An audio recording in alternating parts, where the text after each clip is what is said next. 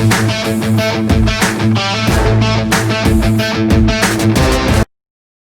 everybody, hope you're having a great week. Alex Kirshner here for another week of picking college football games at OddsChecker. This has been an instructive week because we've learned, a lot of us have this week, that when you bet on games this year, if you do it early in the week in particular, you aren't just betting on the game, but you're sort of betting on whether or not there will be a game because there are going to be a lot of cancellations. There have already been double-digit cancellations in FBS this year. There are a handful more this week. I had action on a couple of games that are not going to be played. If that happens, your sportsbook should refund your money and probably will. If they don't, I think you should find a new place to bet on college football and anything else. But despite that raft of cancellations, we are still going to attempt to have college football this week.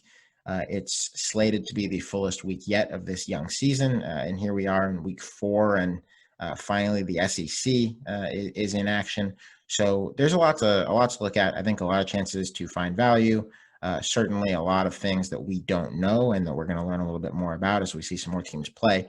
But I'll start in the SEC with a bet I made about 2 weeks ago with OddsChecker's help, because a lot of these SEC games had lines posted 2+ weeks ago. I have Tennessee as a 3-point favorite visiting South Carolina. I think Tennessee's offensive line is going to be devastating this year. I think Trey Smith, the left tackle, might be the best offensive lineman in the entire sport. And I'm just not entirely sure about South Carolina. I think South Carolina's offense is interesting under a new coordinator in Mike Bobo, who is a very well-regarded offensive coordinator who SEC fans are very familiar with from some of his past stops, most notably at Georgia. But I don't think that their offense has progressed exactly the way they want, because I think if it did, Ryan Helinski would be the clear-cut starter at quarterback, and we'd be hearing a lot about how excited they are about that, and that just is not the way that their offseason has materialized.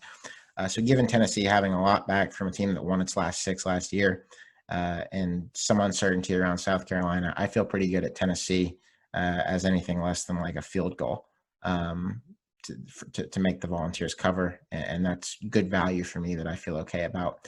Elsewhere in the SEC, another line that I got pretty early with the help of OddsChecker was Florida -10.5 visiting Ole Miss.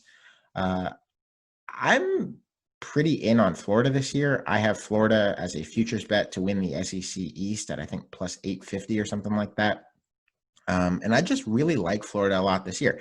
I think Kyle Trask is not awesome, but he's solid. I think it's very likely that he is one of the handful of best quarterbacks in the SEC. I think the defense is great, which it always is at Florida, and that both lines should hold up pretty well. I think Florida's and receivers and tight ends are among the very best in the country, particularly now that Alabama and LSU have sent like an entire first round's worth of NFL draft picks at receiver off to the league. I think that Ole Miss has good receivers. That is a strength. Elijah Moore is one of the better receivers in the country, but Florida's secondary should be awesome, particularly Kyer Elam, who I think is a top 5 cornerback in college football. I think the only way that this does not go terribly for Ole Miss is if they can run the ball really effectively, and I'm not sure I see that either against Florida's front. So you add in as well that Lane Kiffin has had only one very bizarre offseason to set things the way he wants them, and I feel good about Florida at really anything less than 2 touchdowns, but particularly as a 10.5-point favorite. Elsewhere in the SEC, another one that I got pretty early, and this one's moved for me by about 1 point in my favor. I have Missouri as a 28.5-point underdog playing against Alabama. This game is in Columbia, which is a benefit to Missouri. Really cruel to Eli Drinkwitz, the new coach at Mizzou, that this game is happening, that this is how the SEC has chosen to instill a bit of normalcy on the world by just having Alabama absolutely wreck Mizzou this week. It is not going to be pretty. But despite the fact that it's not going to be pretty and that it's clearly going to be a blowout, I think that at a little bit more than that key number of 28, which is 4 touchdowns, there is reason to feel a little optimistic about Mizzou. I think that this is a team with some of the best defensive players in the entire country. Nick Bolton is an awesome linebacker, will be a Butkus Award candidate, provided that we actually have awards this year and a season that goes on. Some of their interior defensive linemen, particularly Kobe Whiteside, I think are very good. So when Alabama is up big in the second half and gets to a point where they are sort of just running the ball into the line to try to get out of this game healthy-ish and move on, I think that at that point, Mizzou might stand up a bit and might make it a little bit hard for Alabama to keep running up the score to an outrageous degree. So at more than 4 touchdowns, I do feel good about Mizzou. That line has gone down in some places where Mizzou has a little bit less to work with. At less than 4 touchdowns, I would be cautious. Doesn't mean I wouldn't do it. Out of the SEC to the Big 12, Kansas State and Oklahoma are playing this weekend. I am interested in that game for a lot of reasons, mainly because we're going to get to see Spencer Rattler, Oklahoma's new quarterback, who I am very in on against some competition that is not Bobby Petrino's FCS team. I think this game goes over 56. Kansas State gave up 35 at home to Arkansas State, which has a pretty good offense. No disrespect to Arkansas State whatsoever, but is not by any means Oklahoma. So given what we know about Spencer Rattler, which is that he is a former number 1 quarterback recruit, that he looked awesome in what was basically a glorified scrimmage, and that Kansas State's defense does not appear to be great, I think Oklahoma can get into the 40s, maybe even the 50s. And I think from there, Kansas State, against what is still an Oklahoma defense in a Big 12 game, can do enough to get us to that total of 56. Staying in the conference, another one that's moved for me by just a little bit. I got this one earlier in the week. Texas as a 16.5-point favorite, playing against Texas Tech. I like this really at anything less than 3 touchdowns, which you can still get. Texas Tech is terrible. I mean, folks, they are just really, really bad. I was optimistic when they hired Matt Wells that they would improve a bit defensively. That has maybe happened mildly, but not even close to enough. I think it turns out that it's just really hard to get good defenders to Lubbock, Texas, who can effectively stop Big 12 offenses in a spread era. Tech's secondary is extremely weak. They almost lost to Houston Baptist, which is an FCS team and not a particularly good one. Houston Baptist Stadium is literally like half bleachers and half a CVS on the other side of the stadium. Not the kind of FCS team that you want to struggle with, as Texas Tech did. And I think Texas is pretty good. I buy Texas as the number 2 team in the Big 12. Not going to get caught up in the whole Texas is back thing, but I think Sam Ehlinger is good. I don't think his wide receivers are awesome, but I think the Texas Tech secondary is exactly the kind of group that you would want your not awesome group of receivers to sort of ease into things against. So I feel very good about Texas minus 16.5. I think there is also a lot of value to find this week outside of the power conferences, as there typically is, where there's a little bit less attention on games.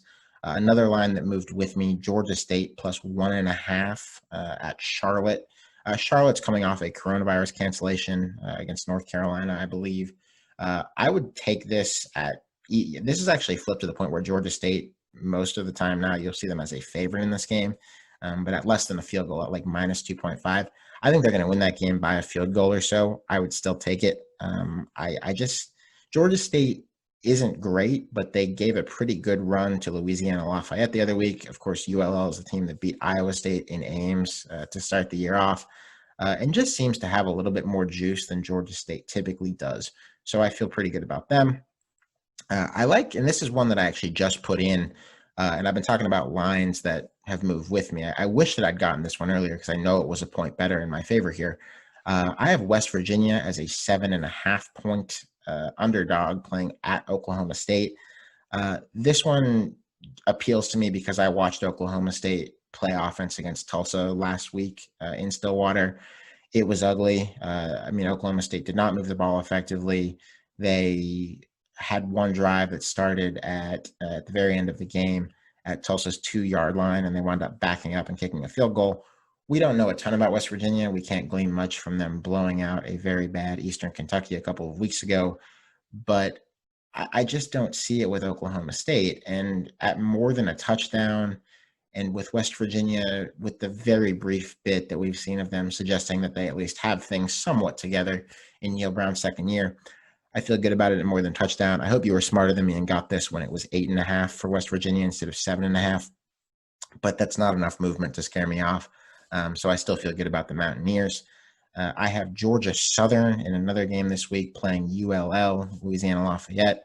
I have the over in that game at 51.5. This is just me also marking this one down today as I'm recording this on Thursday, following SP Plus, which is the proprietary projection system developed by Bill Connolly, a great friend who works at ESPN now.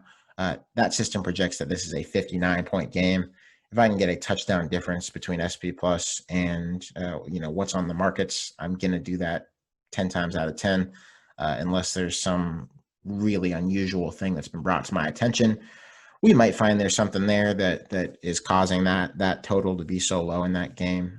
But that's good for me, and it's enough to cause me to go against my usual strategy of taking unders in games that involve triple option teams or triple option adjacent teams. I still feel comfortable with it, just kind of playing the odds, looking at the computers. The last game of the night, this is the late game on Saturday night. The Troy Trojans visiting BYU. I have Troy as a 14.5-point dog in that game. I am trusting Troy this year, folks. I had them last week as field goal favorites at Middle Tennessee, and they wound up winning that game in a huge blowout. I love Khalil McLean, a receiver who I think is among the very best in the country at what he does, and should get a lot of publicity as the season goes on. They have some really good linebackers at Troy. Again, you can't overstate what happens against a team like Middle Tennessee, which is one of the handful of worst teams in all of FBS. But Troy's secondary looked really good. Their coverage was solid all afternoon. We're going to be curious to see if BYU is as good as they looked against Navy a couple weeks ago, when they just put an absolute destruction on a program that does not get destroyed like that very often. Even if BYU is really good, I think that Troy moves fast, which creates, of course, the opportunity for things to get really ugly if Troy punts a lot in the first quarter, but also creates the opportunity for a backdoor cover. So at more than 2 touchdowns, and with a program that I am cautiously optimistic is bouncing back this year, I'm going to trust the Troy Trojans as I did last week, and hope that we can work together to take a little bit of money off of some sports books this week. So thanks very much for bearing with me, listening to me talk about my picks, and happy hunting this weekend.